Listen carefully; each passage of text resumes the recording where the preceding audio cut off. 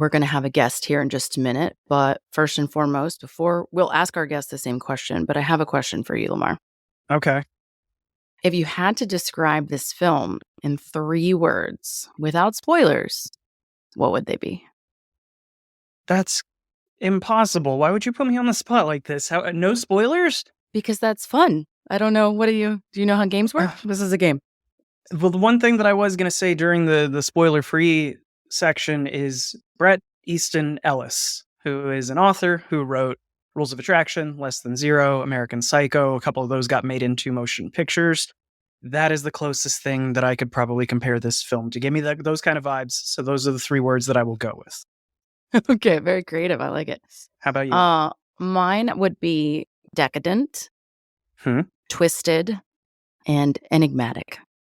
Ooh, I like mine better. I think 'cause mine it's all proper nouns. It's capitalized. I think that makes it a little class. But yours are good too. Yours are like $5 words. Yeah. Yeah, more syllables. We had to have some SAT words on the pod at some point, right? So as long as we're not doing analogies, I'm good. Okay. Well, thanks for patronizing me. So anytime, pal.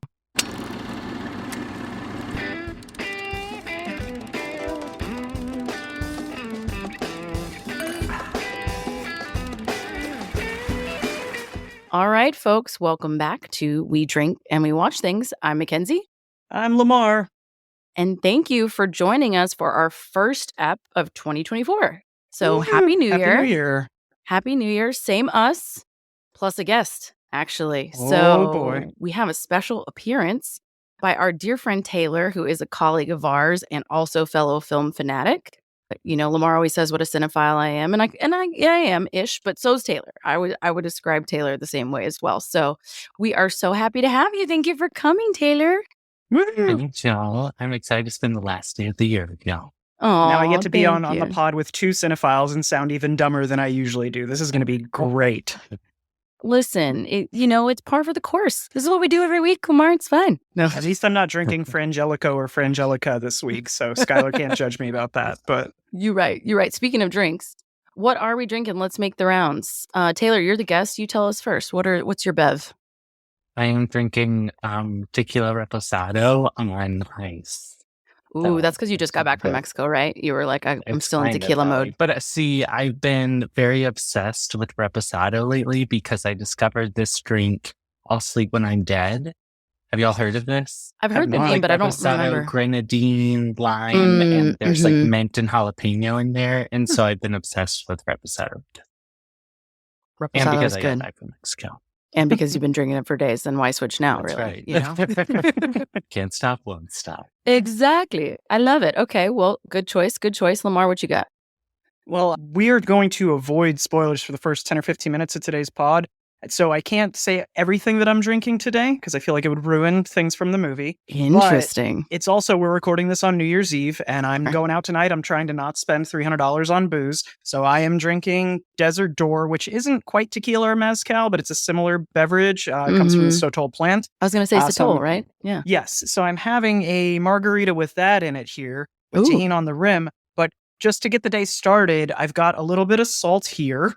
Ooh. And then I've got a shot glass full of it. So here comes the burn. So here's to you, Saltburn. Cheers, y'all. Oh my God. Look at you, so on theme. Cheers to well that. Played. Well played. I love it. I also love that it's in a Deep Eddy vodka glass. That feels a little. I'm a very bit classy person. Oh, I love it. Okay. Well, you guys both did great. I think I have something to bring to the table as well, I will say. So it is New Year's Eve, to your point, Lamar.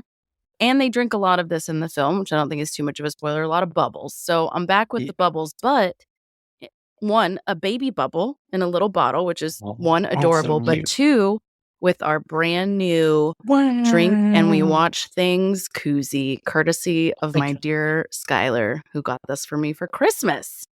So cool. That's like the best Christmas gift. I know, isn't it? I was like, I texted Lamar immediately. I go, oh my God, we have merch. So it's so cute. It has our little slogan on it too. So yes, cheers to Skylar and cheers to you guys. Where can people buy those? And are they $50, $100? How much are we charging? Personally, you can buy them off of me. And I have a limited quantity. So I think I'm going to start the bidding at 50. Yeah. $50 that for feels a koozie. good. And Feels I'll share good. a dress for where people could just come and pick it up. Exactly. Yeah. Exactly. I think it's So a you stellar for- deal, to be honest. For $50, you get a koozie plus Mackenzie's home address. Listeners, now is your chance.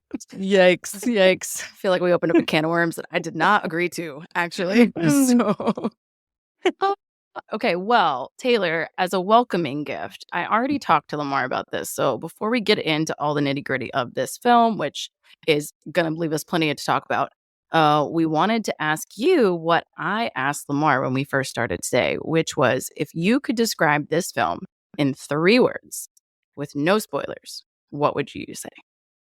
This is a hard question, isn't it? I know. I told yeah, you. This I is told you. So Well- what's funny is the first word that came to my mind was delicious. Ooh. But you have to follow that up with dirty. Mm-hmm. And then and British. Feels- British. And British? That's Yeah. accurate. That's super accurate. That's what I would do. I love I how would do all literal that three of is. those words. I Yeah. love that. Delicious, dirty British. British. Ooh, that is Yeah. a good selection. Okay, well, What we're- did you- yeah. yeah, I was going to say, Lamar, share yours because I So- thought yours was also funny. Well, I'm not sure how familiar you are, Taylor, with the author Bret Easton Ellis, who wrote American Psycho, Rules of Attraction. Both those got made into films. And that is the vibe that I got from this film without giving anything Oh, yeah. away. That vibe of just high culture, but you're sort of a weird situation is what I gathered from it on first Yeah. watch. Yeah, which I thought was clever. You know, mine That is clever. are decadent, twisted, and enigmatic are what I went with. So, Oh, yeah. that's very good. Thank you. Thank you. Apparently, I passed my SATs. So that's all. That's all Yeah, we you need to know. did. Well done, vocab. Well, since you're new here, and actually this is kind of a new format to us, we wanted to give you the quick lay of the land. We do have a spoiler-free section for all our folks who still haven't seen it, even though we gave them a heads up last week. But if they haven't, they will have a few minutes where we keep them safe of spoilers, and then we will go into the nitty-gritty. So we want to share our reviews, our initial thoughts without any, spoilers. We're going to share some basics about the film. And then we're going to get into the weeds with it, and we'll tell the listener to turn around, don't drown in Texas terms, and then we will get into all the spoilers. So if that sounds good to y'all, we'll get going. I'm game. I think I'm in. Yeah. Let's You do think? it. Well, listen again. You brought this up twice now. You're stuck. You have to stay. Taylor can leave if he wants, but you can't. It's Okay. like asking a child a question that you don't actually want the answer to, like Yeah. a rhetorical question. You shouldn't do that with me. Just tell me we're going to podcast. We're gonna podcast, Lamar. Thank Shush you. it. Okay, there we go. So, really quick, for those who have not, maybe not seen this film, or maybe only seen a trailer, or don't know much about it. Quick summary. Struggling to find his place at Oxford University, student Oliver Quick finds himself drawn into the world of the charming and aristocratic Felix Catton, who invites him to Saltburn, his eccentric family's sprawling estate, for a summer never to be forgotten. So, I know it's short and sweet, but we can't say much more, That's how you have to keep it. I went into this completely blind, knowing nothing except for maybe a couple of cast members. And I think that's the way. Just knowing those few details is enough, So, have you seen the trailer?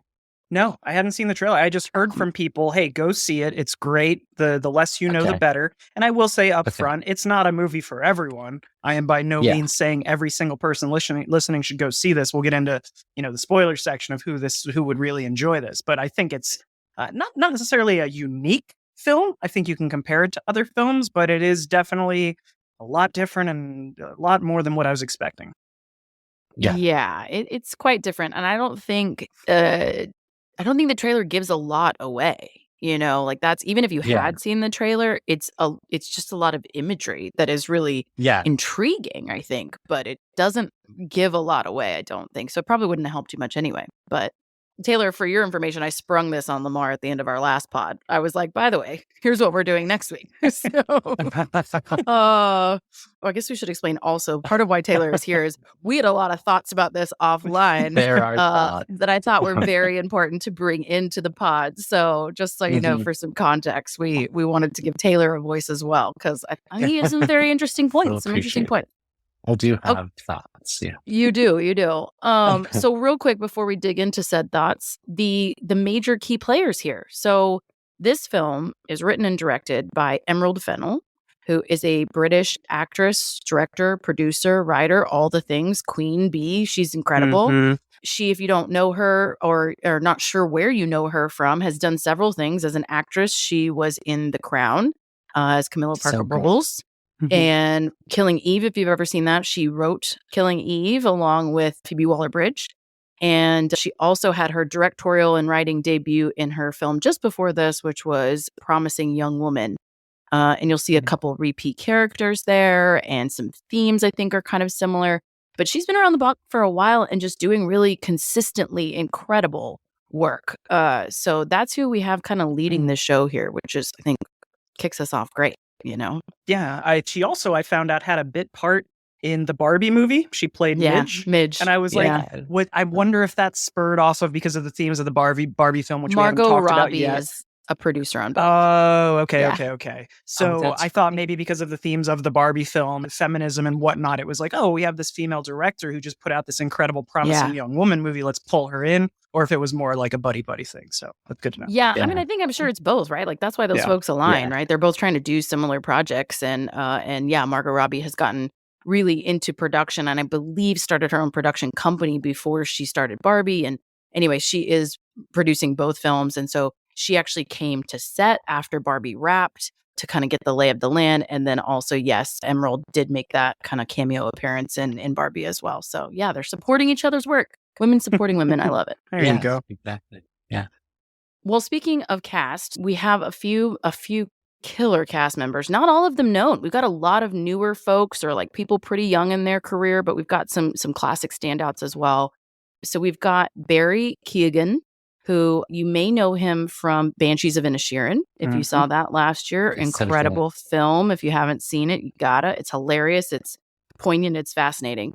And he's in that as well with a really different character too. So it's cool to see his range, I think. Also in Killing of a Sacred Deer, he was really good in that. And he had a smaller part in Dunkirk, right? Yeah, he was.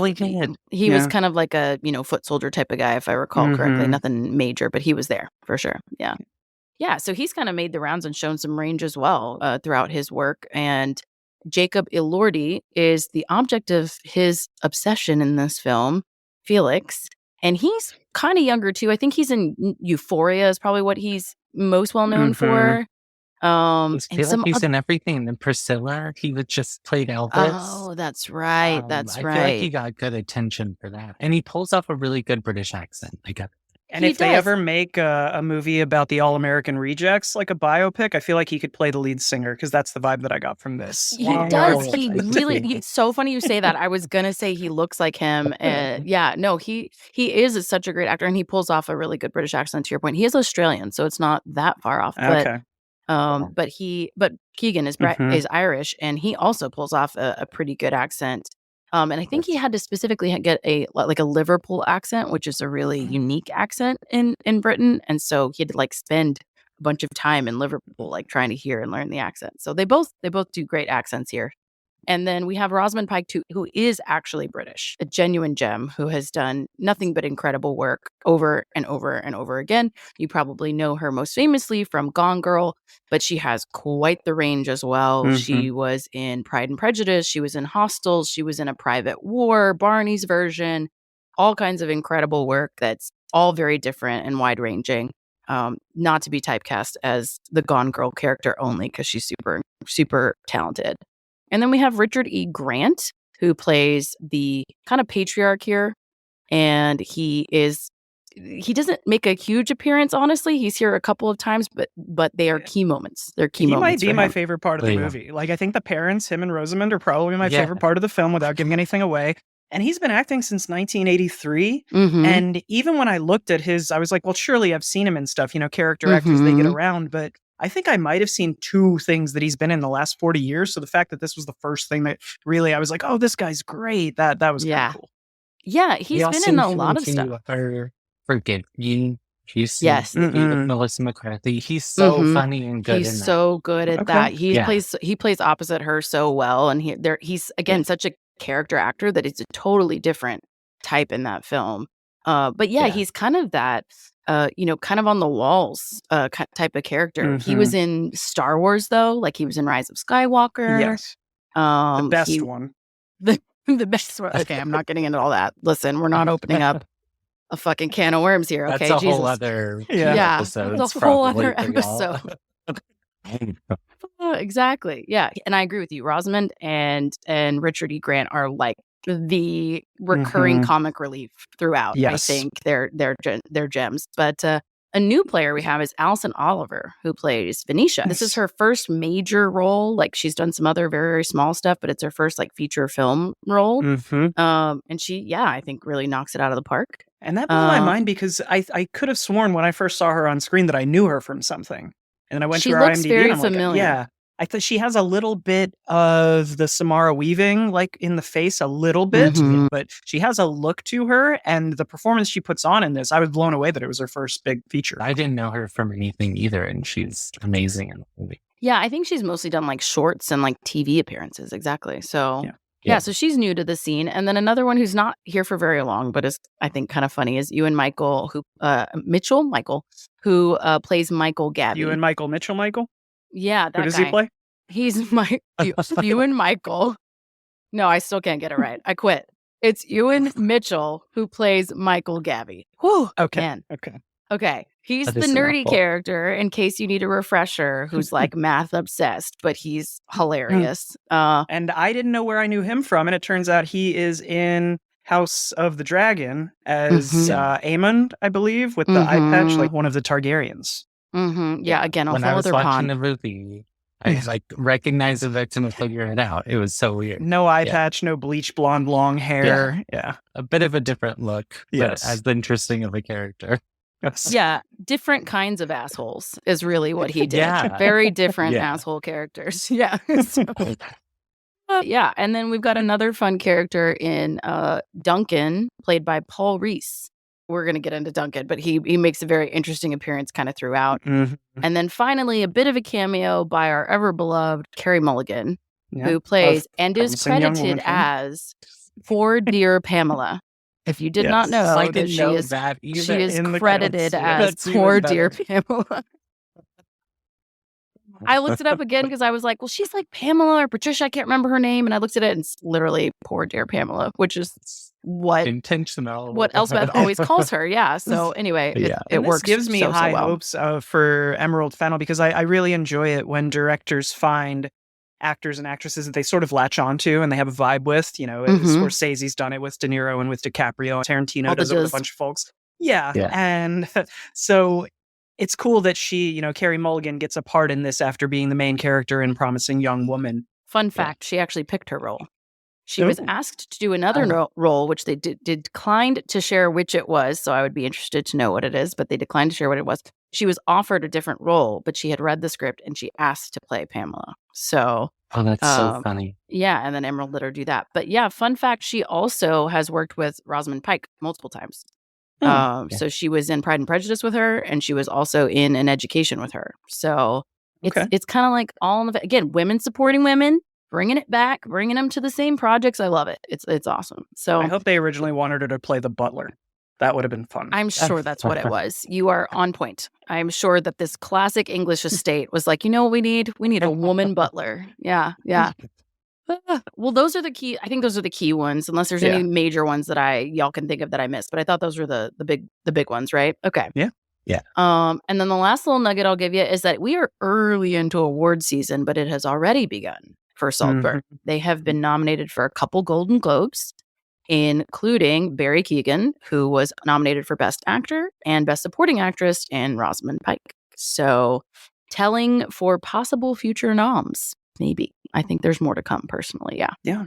Fingers crossed. There are some similar movies that have come out in recent years of sort of trials and tribulations of the wealthy and just these sort of like very obscure, removed from society situations that have been happening. And I won't name them until we get to the spoiler section, but it is nice that movies that are a little out there and different can still get nominated for these types of awards. Glad you said that. What surprises me about the movie too is, especially after seeing it, Because when I went to see it had that awards buzz already, and after seeing it, again, I would say provocative is a word that you could use to describe it. Yeah. And it surprises me how embraced it is by so many different awards because of that. Yeah, because I think you have some really, controversial moments in this film that are hard to ignore. So with all that in mind, we touched along the edges there. We can give a quick spoiler-free review. I would say, kicking us off, I thought it was beautiful. I feel like we say that a lot on this pod, or at least recently we say that a lot on this pod. But I thought it was beautifully shot. Like the cinematography of this is incredible. And their set design and the costume design is really thoughtful and intentional. And I read a couple articles about that actually, and to hear like really the reasoning that went into it was really fascinating. And then the set of the actual house obviously is this incredible, English manor kind of thing. And it really holds true to bringing this kind of classic vibe of this history and this really generational wealth, but with this modern story. And I think it kind of wove all those things together really beautifully. And the writing really complemented it in that way and felt like it took all of those things into account and was really intentional with that. So again, credit to Emerald Fennell where it's due. I thought it was really well done. It's, as Taylor said, I'll take your word, very provocative. Yeah. And you have to be open-minded to watch it, I would say. You can't probably get through it and enjoy it if you're not. I think that would be my quick and dirty spoiler-free review. How about y'all? I agree. I think it was totally gorgeous. I have to say, when anything, I don't know what aspect ratio or whatever it was filmed in, but it's not widescreen, right? It's 4:3, yeah. I went to film school, but I don't. So like whenever something like that happens, you always wonder like how intentional is that they have to make that a decision. And I always am afraid that I'm going to be distracted by it. And I was not distracted by it. Me either. Even with how gorgeous all of the sets were and everything, I was like, why would you want to limit it? But it just totally makes sense. And it's still gorgeous in a very unique way because of that. And I love the costumes too. And the house is almost like a character too when you're talking about that generational wealth. Like there's so many cool parts to that house. But I think that generational wealth also comes in through all of the costumes, which I thought were really great. And you get all this fun between the school that they're at and then at Saltburn and the juxtaposition between those. They did a really great job with that. And the acting is also good. Like what a great ensemble. Yes. I love a good ensemble. Yeah, they all bring something to it. Fun. Something unique and special. Yeah, for sure. Yeah. But I loved all of that, but I did walk away from the movie slightly disappointed. Ooh. Yeah, I remember that. That's why he's here, y'all. That's why he's here. I went in with I had an expectation. So like Lamar, because you didn't go Emerald, in with any right? expectation. Okay. Yeah, primarily. Yeah. Okay. So that's kind of, I don't know how much I will be able to get into that before we can talk spoiler. We'll save it for the spoilers because it's juicy and we have lots of thoughts on it. You weren't a fan of when the zombies showed up. Oh shit, spoilers, guys. Right. Yeah, that was a real surprise, That was the last 10 minutes of the movie. Who sees that coming? Weird left hook. Yeah. So for me, I'll second and third everything you guys said. I think visually it's a great film. Very young director, obviously, but I'm starting to get a feel for the way that she shoots things, the way she visualizes it, the way that she cuts and puts you on edge in some scenes, and we'll get more into that. But I love the quick cuts that kind of ramp up anticipation a little bit and anxiety. So visually, yeah, great performances. I don't think there is a weak link in the cast here.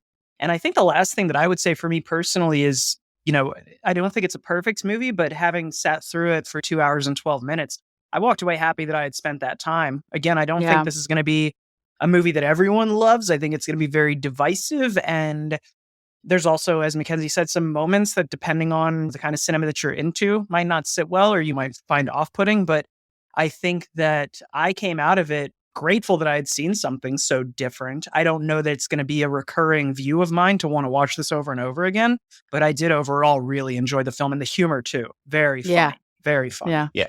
I agree. Oh, I love it. Okay, so ratings really quickly. Going backward, Lamar, what's your rating? based on all that, and especially the comedy, I don't think there was a 5-minute stretch where I didn't laugh out loud or at least chuckle to myself at least once. I'm going to give it like an 8.5. I think it's really good. Not perfect, but really good. Look at you. Oh my God, that's amazing. Damn. Okay. So I'm usually the Russian judge. So it's, which means that I'm the mean judge. Sorry, Taylor, to translate. But he was the mean one last week. So I'm excited to see him being nice again. Okay. Okay. You were pissing Taylor. off all of our Russian listeners. I know. Russian Listen- means mean here in America. Listen, we have no Russian listeners yet. I've checked. Okay. They're fine. It's fine. Oh, thank God. Yeah. No, we pissed off Norway already though, but that's neither here nor there. Taylor, what about you? What's your rating?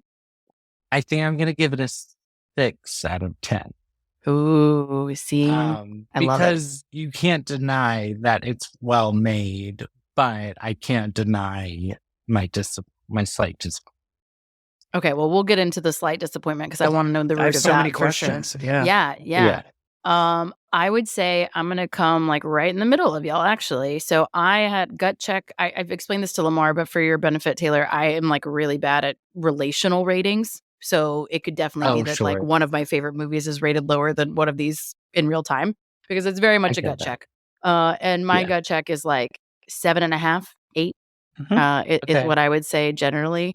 And it is because of some specific moments in the film. But what I love about the film is all the external references. Again, won't give any spoilers now, but there's so many. And I just love that. And it kind of ticked it up to like probably like an 8 for me. Yeah. So we got the range here today. I like it. There's no 4s though. So we're all kind of like generally, trending positive. So I love that for us. There was another set of movies when we did our Christmas episode, we talked about how all the ratings when you go, like they're between like a 6 and a 9. And I love those kinds of films because everyone agrees that they are watchable and worth seeing, but some people will definitely love or hate them more than others. Yeah. I think that's fair. Okay, are we ready to turn people away now? I'm ready if y'all are. So I'm always ready to turn people away. It is a movie that you have to dig into. Yeah, you have to dig into it, and I'm fucking ready. Okay, but just to be clear, we are all saying go see the movie, right? Yeah. As long as you're okay, as long as you're over 18 and you're allowed to see R-rated films. If you're of a Prime subscription, you have a Prime subscription, or you can see it in theaters, or you're overage, or whatever. All these are key takeaways. But I would say like you have to be open-minded. Would be my absolutely go see it. But if you are somebody who is easily offended or at all prudish, this is not for you, for sure. I would say just quick asterisk there. Okay, turn around, don't drown, kids, as we like to say here on the pod. Spoiler time. So let us dig in. I want to kick 4 pansexuals walk into a mansion. No, just kidding. Listen. I mean, it's not far off. Not Like, so, yeah. I was like, it was pretty close, actually. Like, continue. Continue. I want to hear the rest of the summary. Yeah. No, that's all I have. That's literally my only punchline for the entire episode. Okay. Bathtubs. Oh my God, the bathtubs. We're going to get there. Okay. Well, to kick us off, I would say, this character, our main character is Barry's character of Oliver or Ollie. And Ollie is starting at Oxford, and there is a very clear class separation of students, right? Like there's a scholarship student, which is Ollie, and then there's all this generational wealth and this, titles and money and all the things that is, from everything I've heard, I'm not British, right? But everything you hear, both pop culturally and from a anecdotal standpoint, does seem to be rampant in Britain still to this day. And so it's interesting to see that play out almost immediately, in the film, and you see kind of that separation. But what is interesting to me is that you're getting kind of 2 versions of him just to start, because he's already narrating the film and he's talking to somebody, and you do see him, but it's very close up, and you don't know exactly where he is. And there's lots of ways that you can interpret that. So I wanted to start there because he's narrating us a very different version of himself that we see literally juxtaposed against him right away. Yeah. So I would love to hear what you guys thought about that first shot, right? Like he's clearly somewhere telling this story to someone. What did you think it was? I think what surprised me about the first shot, or maybe what I was more focused on, was like the idea of the narration. I don't think I necessarily dove into it as much as you did, but I totally see what you're saying, Mackenzie. But I was thinking like the voiceover narration reminds me of Yeah. like a type of movie, I think, right? And like that kind of genre with the reminiscing about the ideal past where so then you know that something is amiss, which to your point, I Right. guess that also signifies that, right? Where you're like, something's uncomfortable and something's not right here. So it Yeah. like sets you off with that.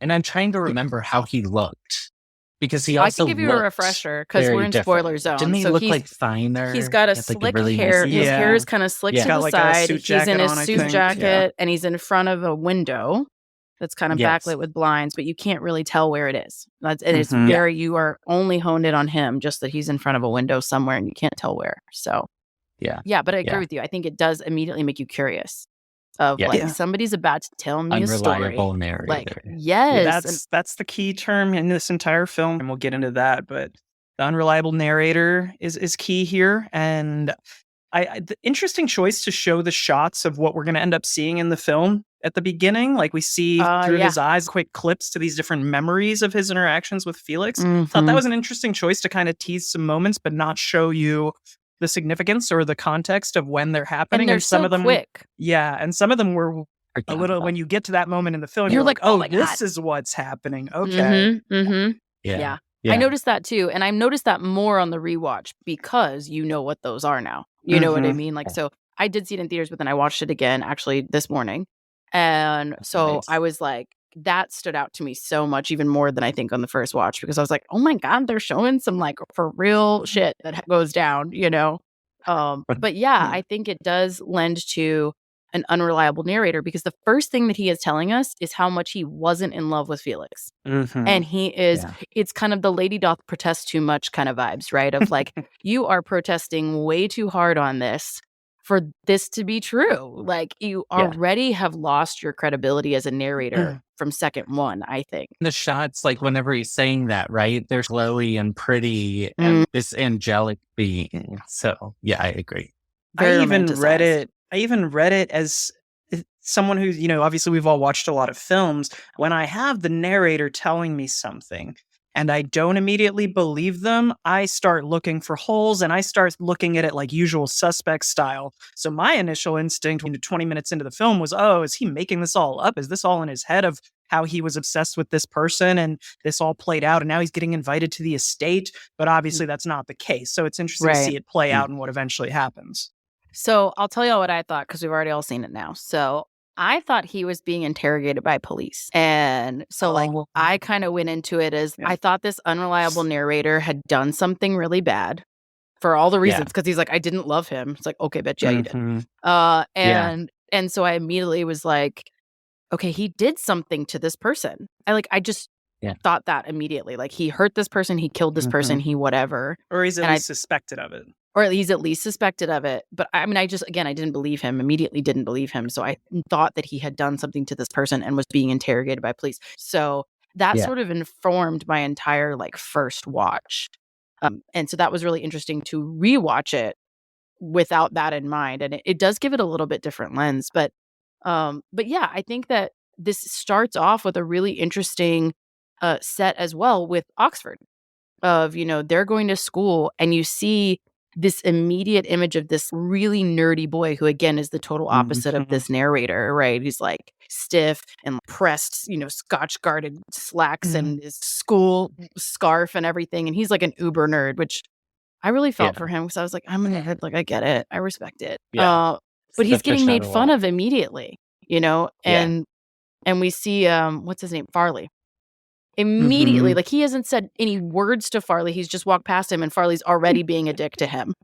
And I think, and we'll get into it more later, but I think the reason that he doesn't like him as much as he doesn't from day one is he sees enough of himself in him. They are both cloying for the same spot in this person's life, right?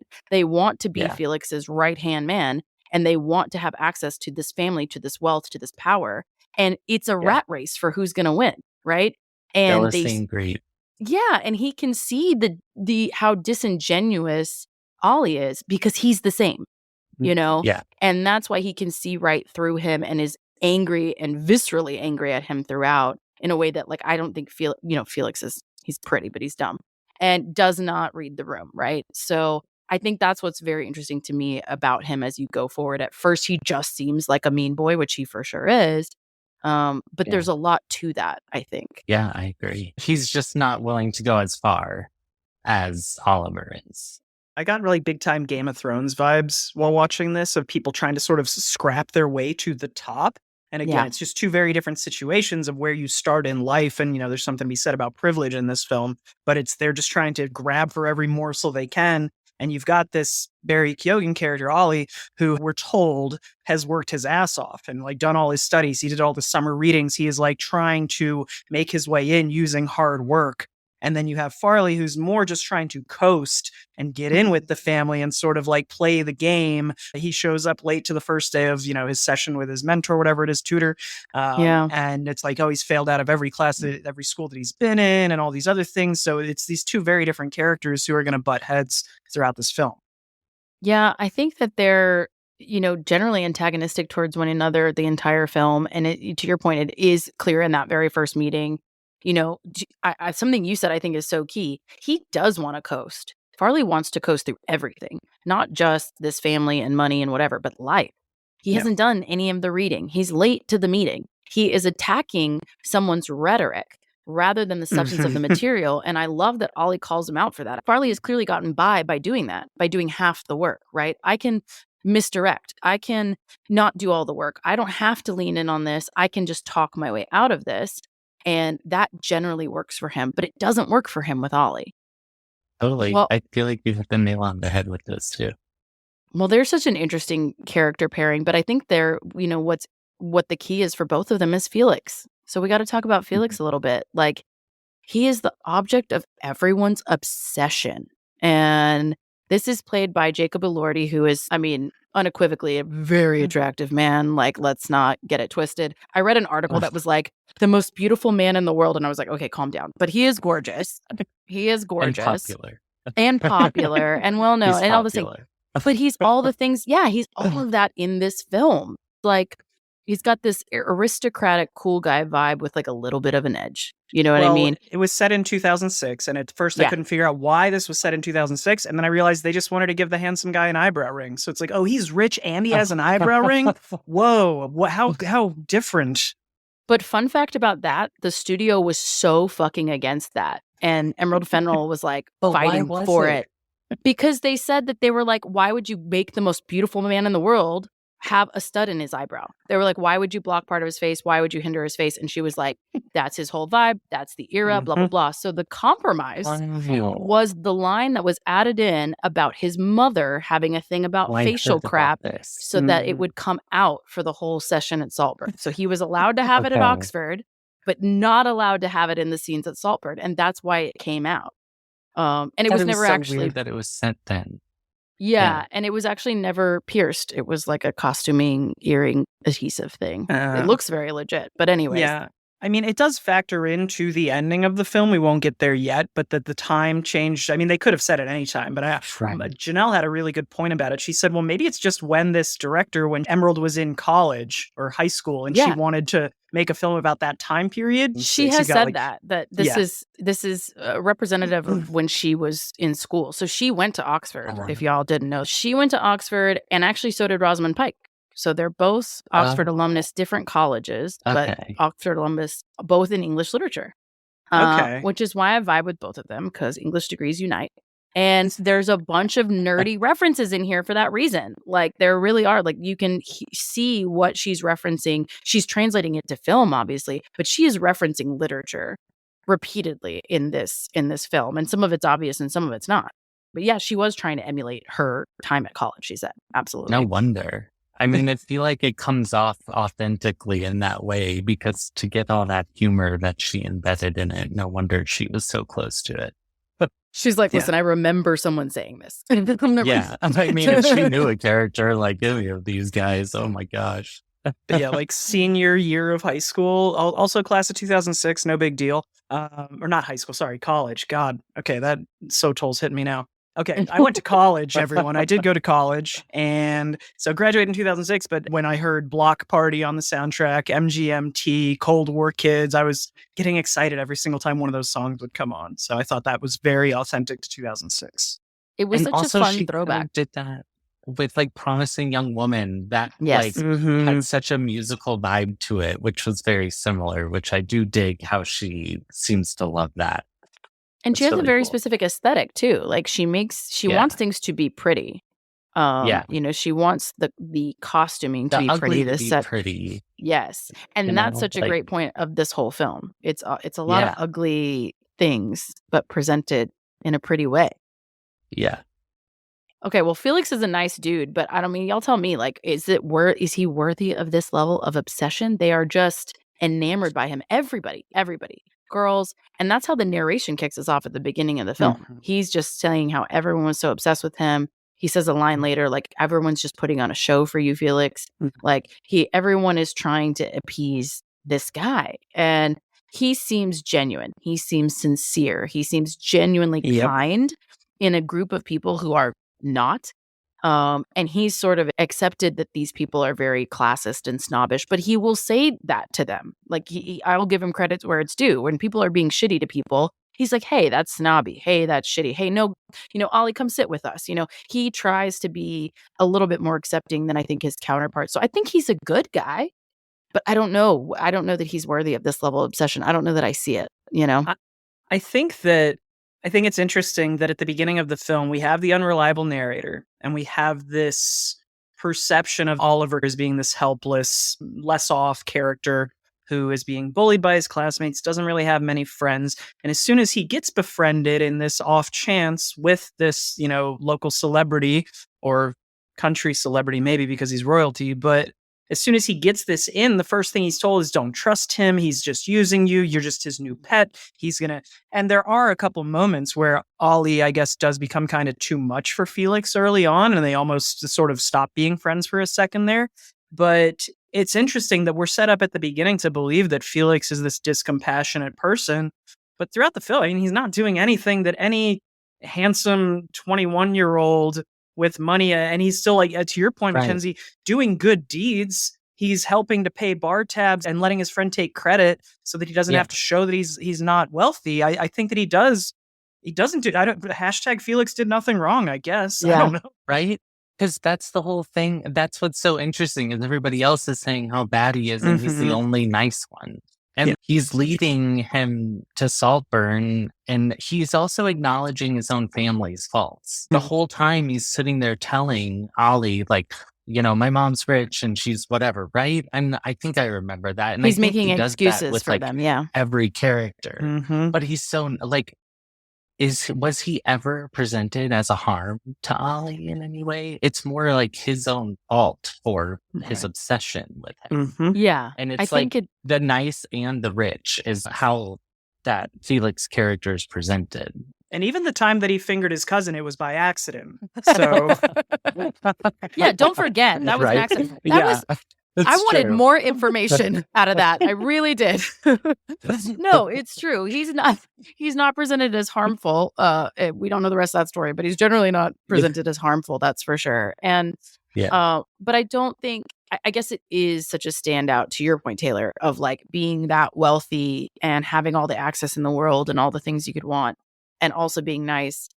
Those things are generally mutually exclusive in a lot of situations. So it maybe just feels especially surprising for people. So I don't think that he is, I don't think he's anything special in that way as far as when you get to the nitty gritty of just being a good person. But you're right. Like the combo of those things is so rare that that's probably why it stood out. But I will say, one thing going back to what you said, Lamar, about how they have this blip where they're almost not friends.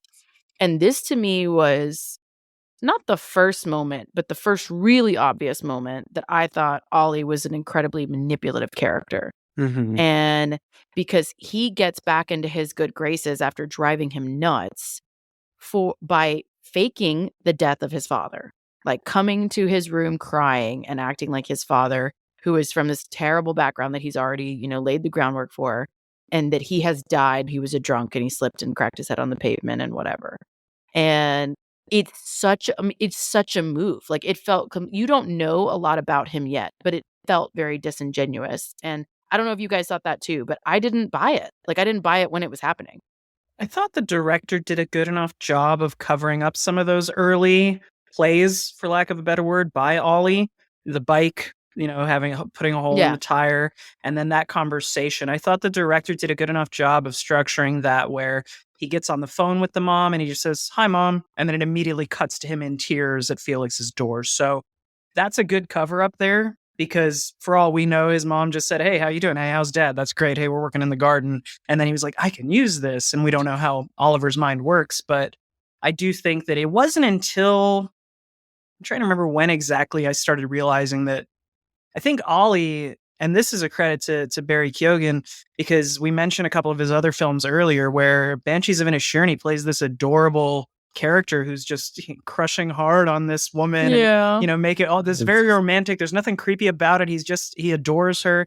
And then in Killing of a Sacred Deer, he plays a sociopath essentially, and just this so far removed and just vindictive character. And it's a credit to his acting that in this, I was like, okay, it's either one or the other, but it was actually a little bit of both.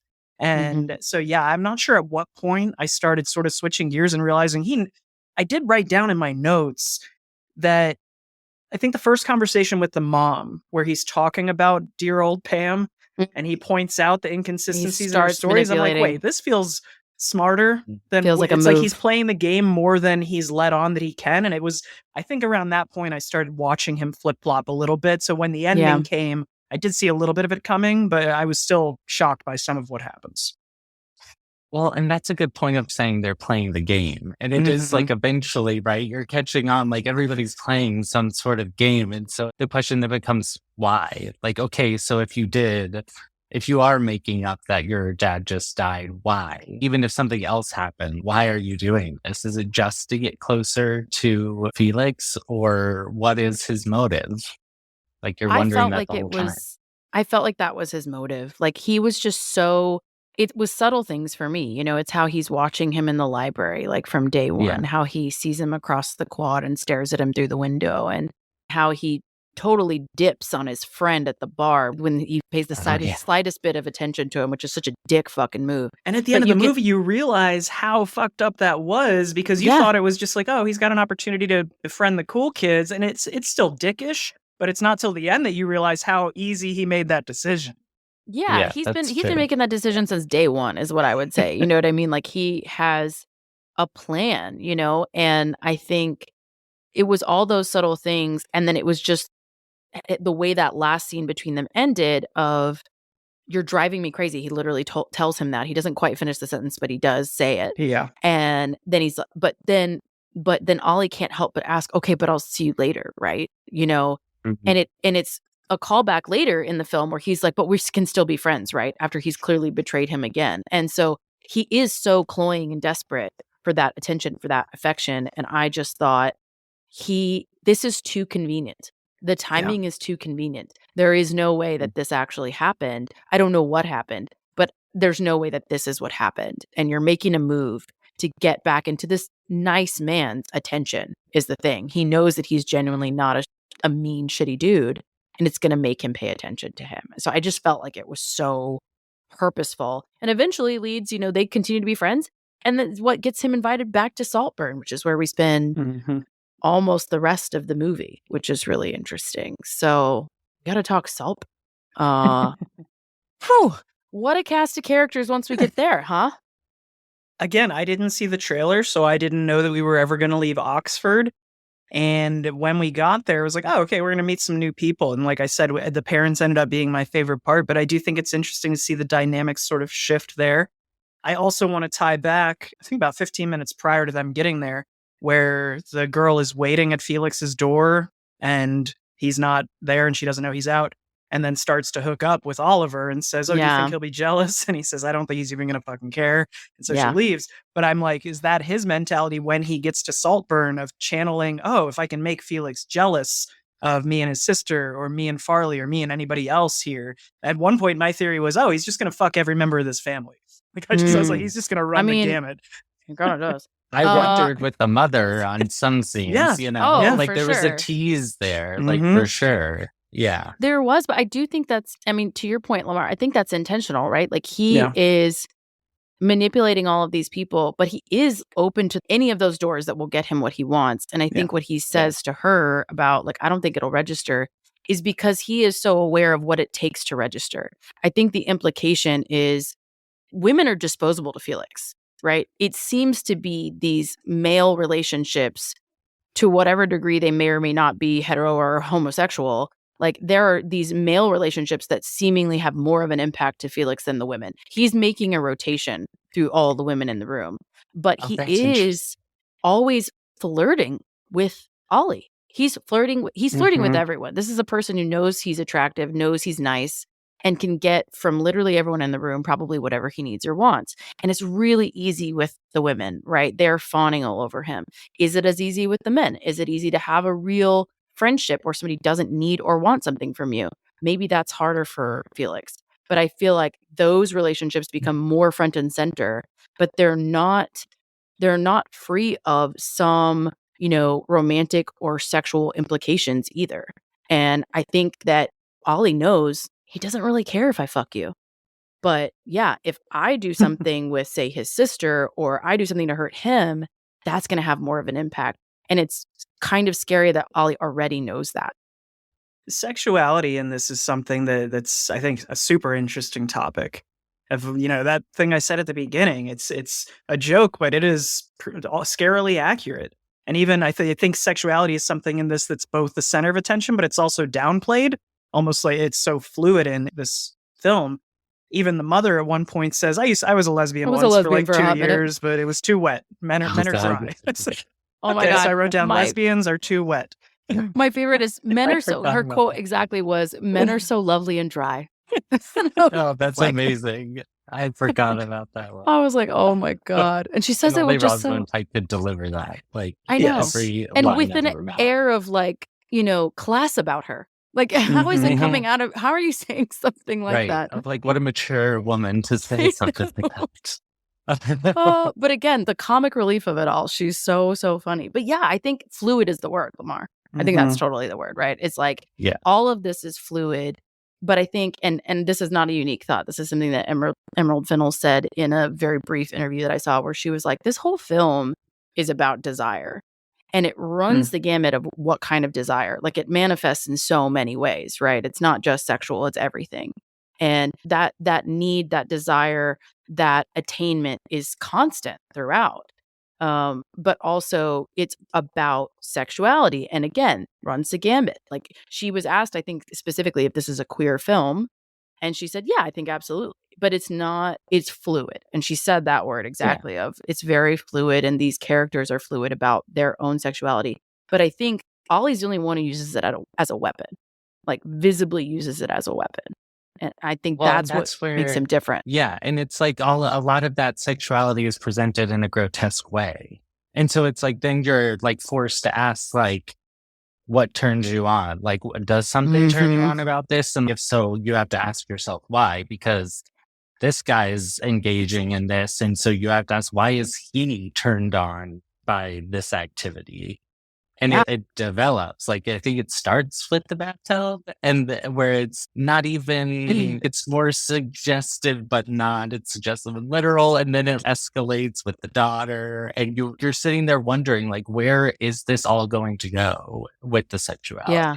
I think you're wondering what you said. What you said is the key, I think, of what turns him on.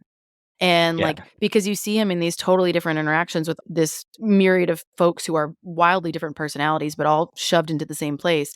And he is a bit of a chameleon with each of them. He gives me very, Tom Ripley vibes. It was Yes. the whole ethos of it all was the same to me, of like, this is another Tom Totally. Ripley, who's, by the way, a sociopath.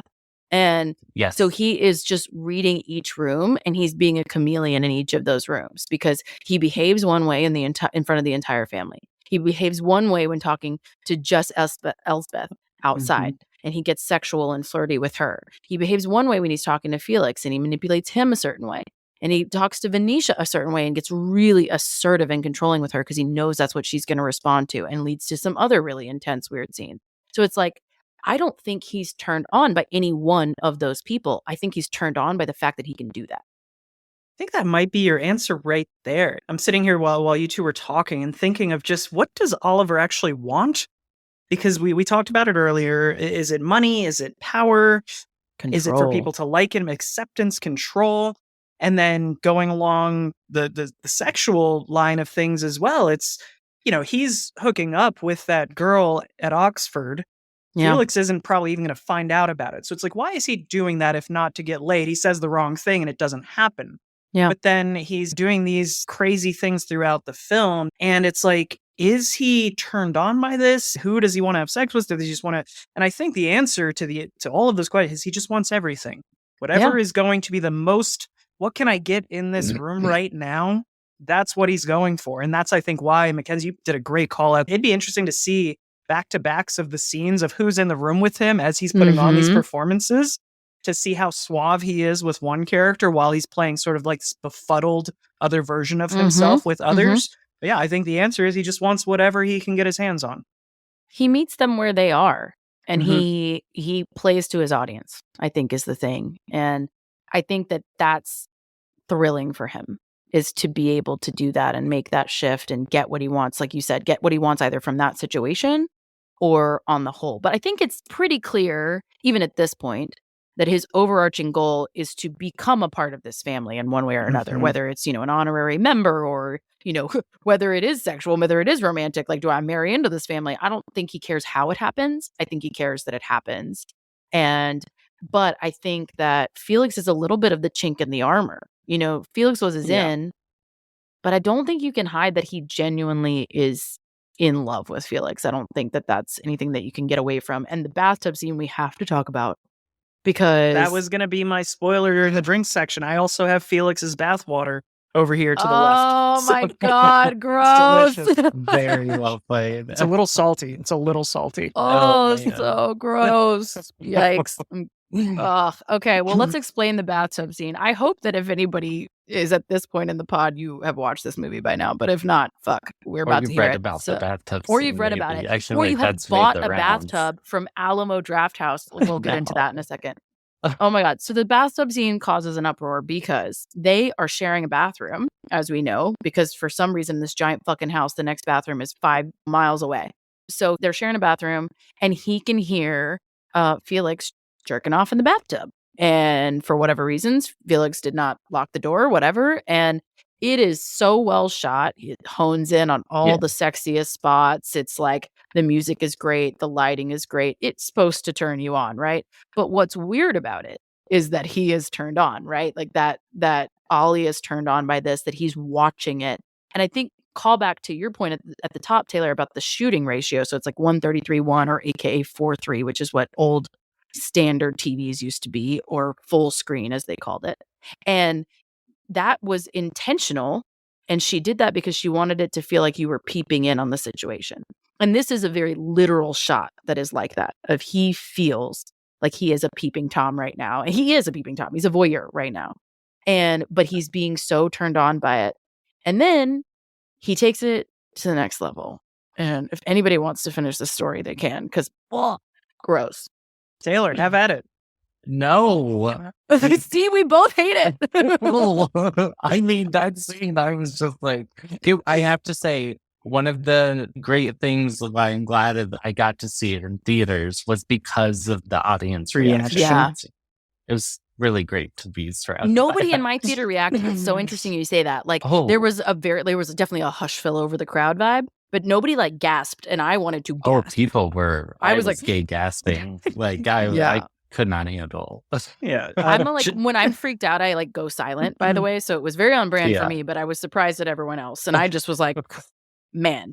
Yeah, Janelle and I, we are avid Alamo Draft House goers, so we tend not to talk during films when we're there. But because we were here watching it on Prime, the reaction was just as he got closer and closer, and we zoomed in on the drain. She was just like, no, please don't. Oh no. And I also read on. I jumped on Reddit to see people's thoughts there in the movie boards there. And I heard people say that they'd close their eyes when they were watching that, but they said just hearing the sound was even worse because the sound in that is just so gross. It's a literal slurp. It's like a. Oh God, I can't believe I just did that. But yes, I think I covered my eyes later. I didn't cover my eyes, I will say, but I stared at it with revulsion. And just, to not beat around the bush, he sucks up the jizz water. Like he just slurps it off the bottom of the partially drained drain. bathtub Licks the and drain. down there. literally licks the drain. And He's taking again, his time. he's taking his time. And it's another callback to something that Venetia says later. And I love it. It's something I noticed on the second watch of she said, you just ate him up and you licked the fucking plate. And it's so literal in that bath scene. He is licking the plate of Felix live then. And she just, something I think is really interesting about Venetia while we're on it is I think she is so fucking insecure, poor girl, that she can't say out loud what she's thinking, but what she is thinking is fucking true. She can read him like a book and she knows exactly who he is and she knows exactly what he's doing. And she calls him out and she says it to him in the most overt way of almost any other character, recurring throughout the film. And then, of course, at the very end there, she says a ton to him that is very, very accurate and clear. But I just remember watching it the whole time and being like, Venetia knows exactly who he is, but she won't say it. She's too insecure. She's too scared to say it. She's too scared because Felix is the center of this story, of this show. He runs the show. And if Felix wants him there, then she won't say anything against him. But I think she's the one who reads him better than anybody, especially early on. Is it because she wants to be that too? Like she has that same exact desire that he has to be that center of the rotation of her own mother is like, you'll never be anything. I mean, her mother's so terrible, the things that she says about her. Oh my God. They talk about her bulimia very casually and is like about clearly this woman is so not valuing herself and nobody around her is helping her. No, she says like put fingers for pudding, like it's so funny. And she's like, oh, I thought she'd grow out of it. Like you never dealt with it. You never did anything about it. And she's like, and it wasn't even worth it. Look at her. Like what a horrible thing to say about her arguably beautiful daughter, but she just doesn't hold a candle for whatever reason to Felix in their minds. And I think it's because she does want that. She doesn't want to ruffle those feathers. She does want to be accepted into this family. And like she feels like a black sheep in her own way. I think nobody feels comfortable in their own skin but Felix. And they're all very blithely unaware of everything happening around them. And I see a lot of parallels between him and Elsbeth. Like they talk about her getting bored of her toys. They talk about Felix getting bored of his toys. Like, and I don't even think it's malicious. I think they do. They just get bored. They just want to move on. They want to do the next thing. They want to meet a new person. They just want to be intrigued by something else. And so they're very similar in that way. And I think you see why she loves Felix so much, maybe more than Venetia, and is so cruel, to somebody that she sees as like a little bit weaker with not the same self-esteem. And how could you? And I think Ollie plays right into that relationship on both sides, stirs that pot. I think I want to segue really quick, just backtracking a little bit off of what you were just talking about, Mackenzie, of the characters in this, with maybe the exception of Felix, just are not likable in many ways. I mean, it's a funny film. It is definitely a dark comedy, but the characters in this, for all the reasons you just said, just not likable at all. And these are the films that I was referencing earlier in our pre-spoilers section of things like The Menu and things like Triangle of Sadness. And going back to my earlier call out of American Psycho and Rules of Attraction, these are all the wealthy, the elite. And people might ask, is this a horror movie? And I would say it's a horror movie, but it's not a scary movie. It's like an uneasy, you're watching these bad things happen, but you don't particularly care. It's like watching a slasher take place from the 80s. You don't love any of the characters. They're kind of assholes. And so you want to see them get punished, but still what you're seeing is kind of horrifying. And I think that still rings true here. It is horrifying. And I think it's because he leads like that. And he threads that in throughout. He even says, I'm a fucking vampire. And he says it in another very disconcerting scene with Venetia where, she is on her period and he says that that's not a deterrent to hooking up for her. And listen, there are a lot of us folks in the world who menstruate and we all have different feelings about that. Maybe I personally found that incredibly grotesque and the way in which he handles it, right? Like it's just, he literally licks the blood. He it gets very graphic, right? And that was really gross and alarming. Also, it felt like a violation of her for the first half of it. Felt like she didn't necessarily want it, and then she allowed it to happen. And you want her to feel like she can say no. So there's a certain horror in that. And then there's Yeah. that he calls it out. He says, like, I'm a fucking vampire. And it turns out to be so true. He sucks the blood of this entire family in one way or the other. And I think he comes to this head with Felix as well. Felix is not going to give him what he wants, and so he takes what he wants anyway. And in that way, he's a real monster throughout, for sure. Yeah, I think that I wanted to call this out earlier, but now's a better time probably, is you mentioned the quote of when Farley was criticizing the essay that Ollie wrote. And I think when the movie wrapped up and we were discussing, what would you categorize this as? And I said, I think it's a dark comedy. Like there's some horror elements, there's some other things, but I think at the end of the day, it's a dark comedy. And Janelle and I sort of disagreed a little bit on that, but I said maybe it's a callback to when Farley says, it's not the subject matter, it's the way that you tell it. So there are horrifying, terrible things happening in this. Yeah. But most of them are played for laughs. I mean, there are things meant to, I don't know about offend, but just to put you on edge and make you uncomfortable. But then 2 minutes later, you're laughing again at just this awkward situation. Literally, a character dies, and then there's lines of like, come along, darling, lunch is ready. And like, there's the cops keep getting lost in the hedge maze where our son's dead body is. So it's definitely a dark comedy in my eyes.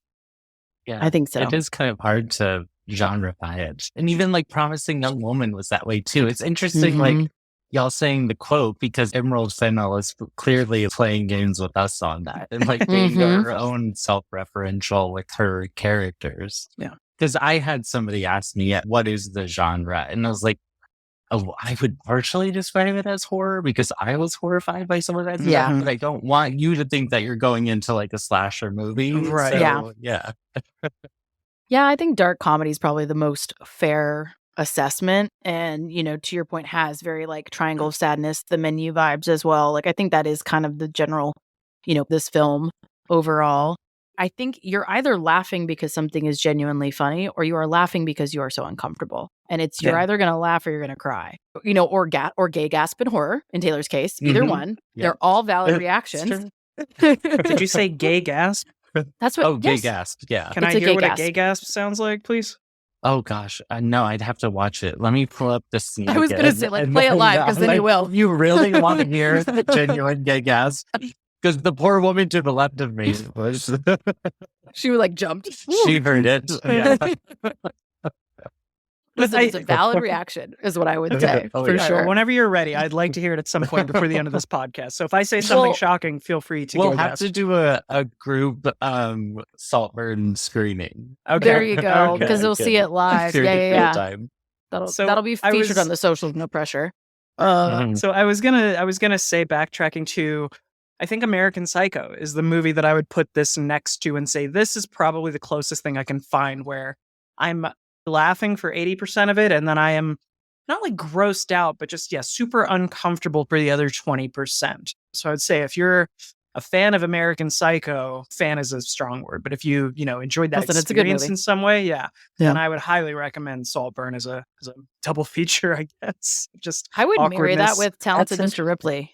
Like I think that Talented Mr. Ripley like came through so hard for me throughout, but I absolutely see what you're saying with American Psycho, especially from the humor aspect. Like Talented Mr. Ripley is not as humorous. There's definitely like a few lighthearted things and some funny lines, but like generally that's a drama thriller, But yeah, I agree with you. I think that's a really interesting correlation. But yeah, I think Talented Mr. Ripley, especially from the manipulation standpoint, especially because he comes off at the very beginning as very naive, and he kind of is, but he reads the room and he learns quickly, and he manipulates so well everyone throughout that you're like, he's only so naive, and has he done this before in a more amateur way? And he's really just refining these skills on this family because he's not afraid to do the work. We've seen that, right? He's proven he's not afraid to do the work, and I think he does the work, and he adjusts and he pivots, and he becomes this really lethal character.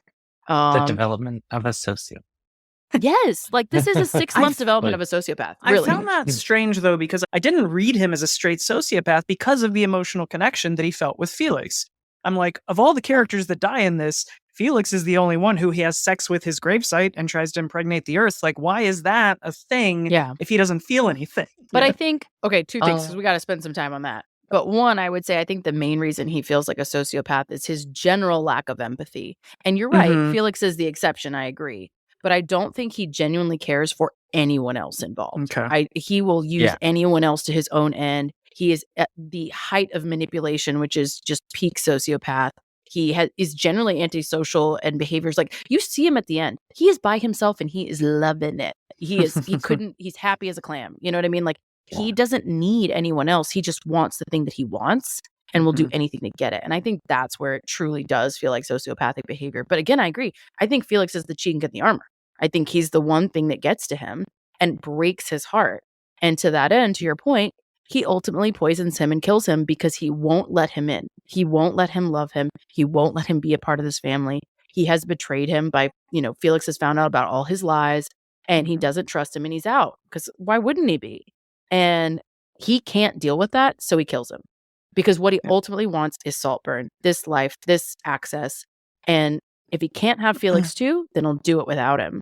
But I think you do see his genuine heartbreak at the grave of this is the last chance for him to touch this person in any way.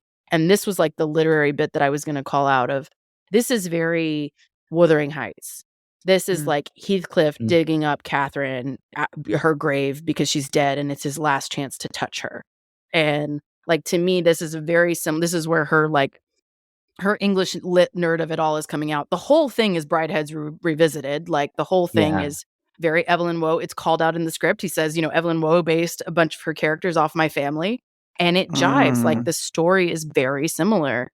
And I think that's another one of those throwbacks of like Heathcliff is desperate to touch Catherine for one last time. And I think you see that here with him and Felix, where he's like, this is the only way. I'm grief stricken and this is the only thing I can think to do right now. And it's horrifying. Did you gay gasp at that, Taylor? Yeah. He's like 100%. I mean, there were a lot. I mean, it's funny because I forgot about the grave scene until a few days ago when I was talking to my brother about it. And that was another moment where I was like, oh my God. And you're just like watching it evolve and you're like, is this what's going to happen? And then it happens. Yeah. I think you have to block it out at a certain point. Yeah. Because otherwise, oof.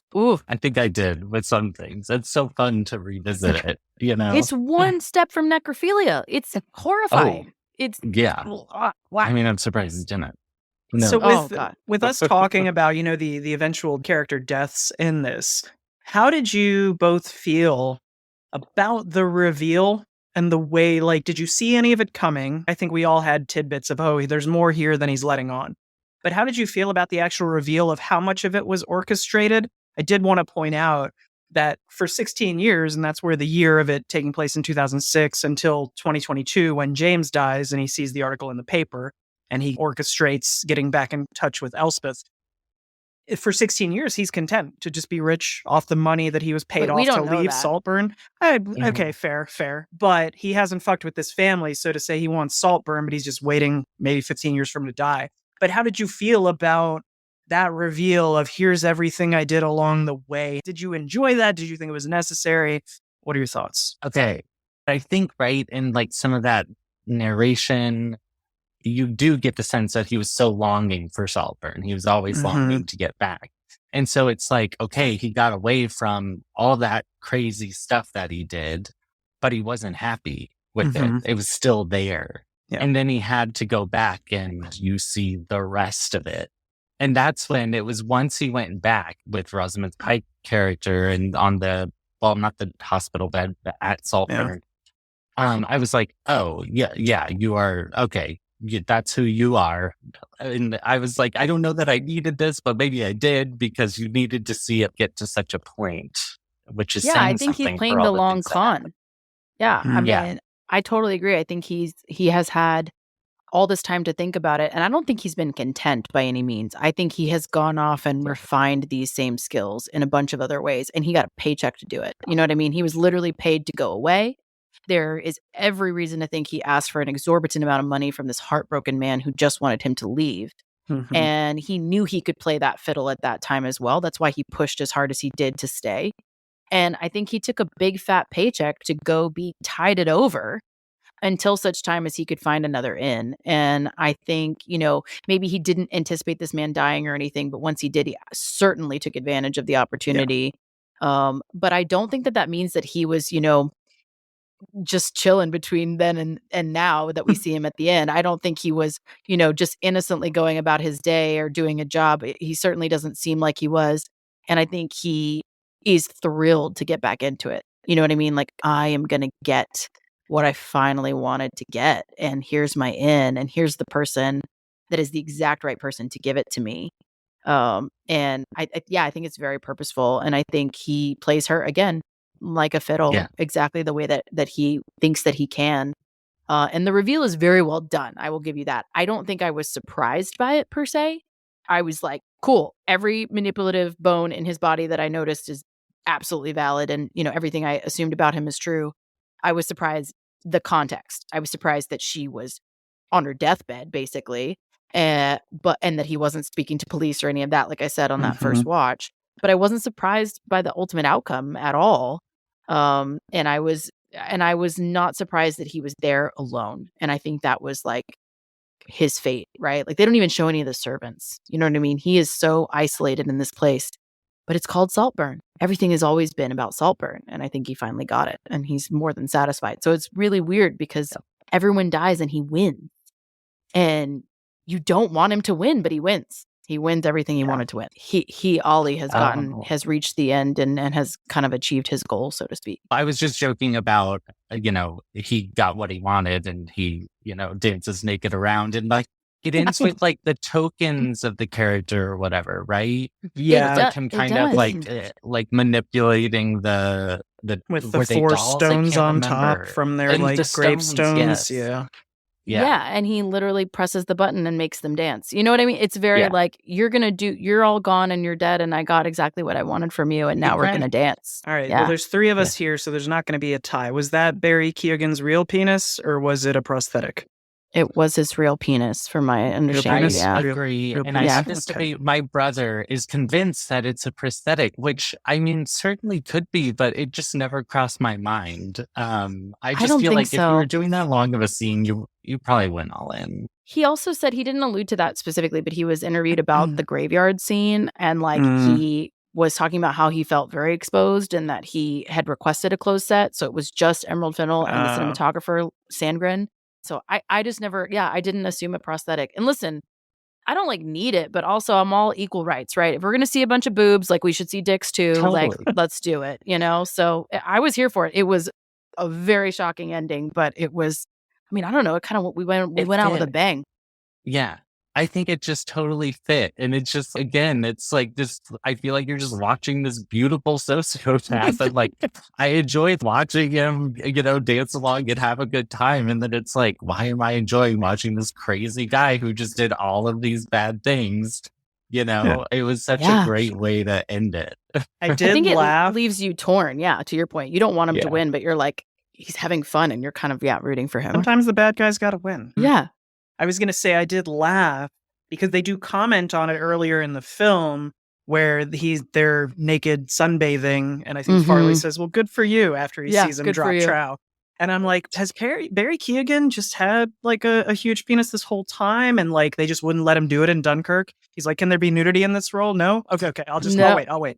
But this, he must have been so happy. So he was probably waiting for his chance to shine. You know what I mean? He's like, hey, I may look short, but like, I'm good. He's just going to retire from Hollywood this year. He's like, I'm done. That's all I wanted.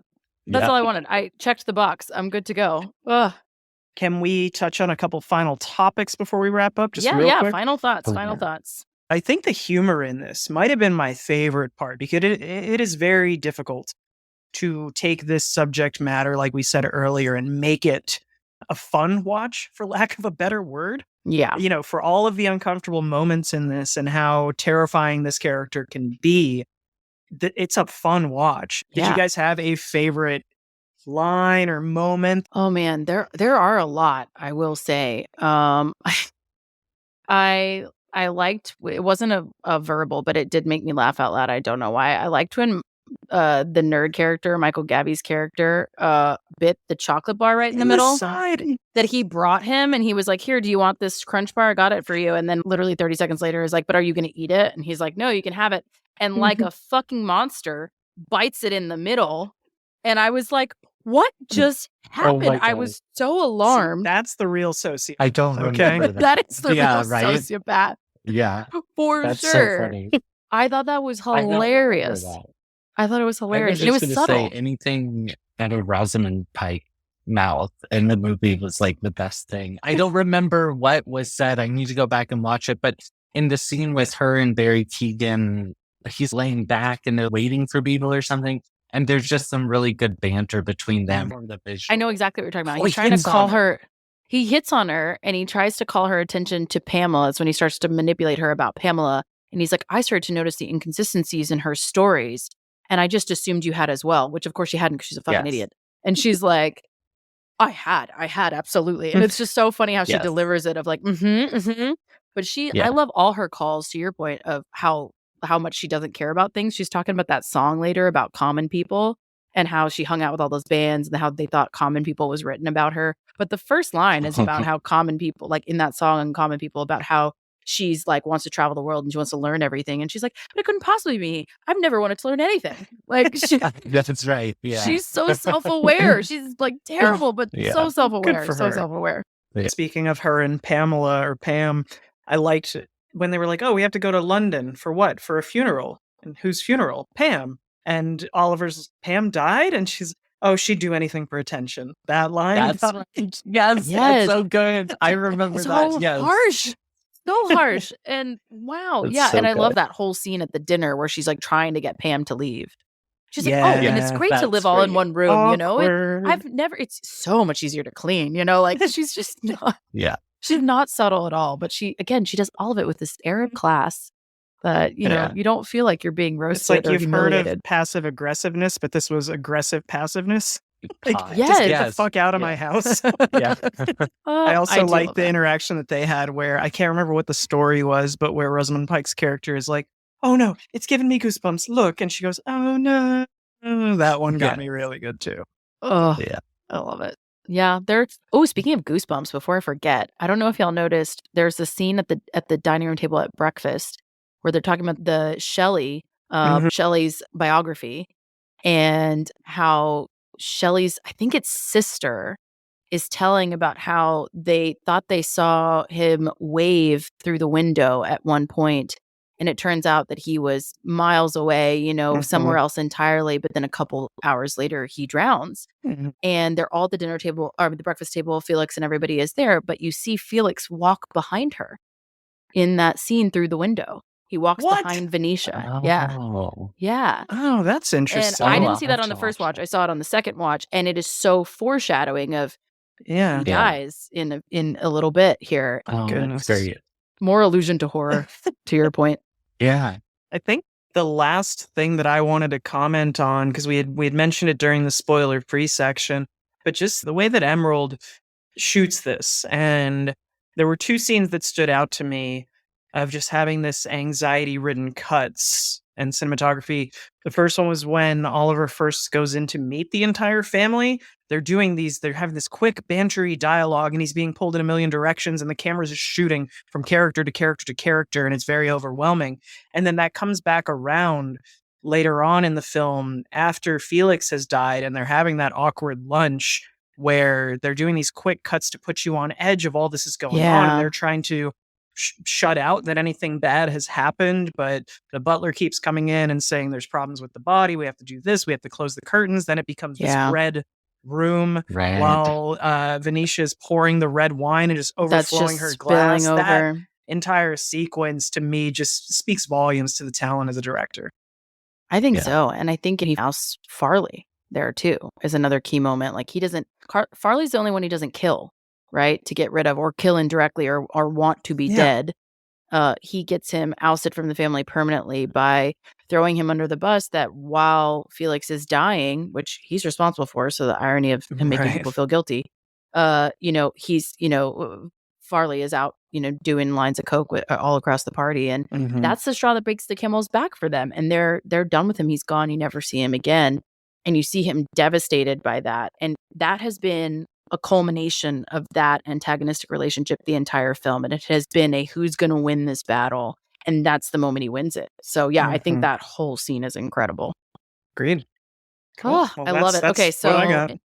intense, but I think a really interesting, intriguing movie, even if you don't Love, love, love it because it is very controversial and there's some very difficult scenes. I think it's definitely worth a watch. Like I said, I watched it this morning, so it's pretty fresh.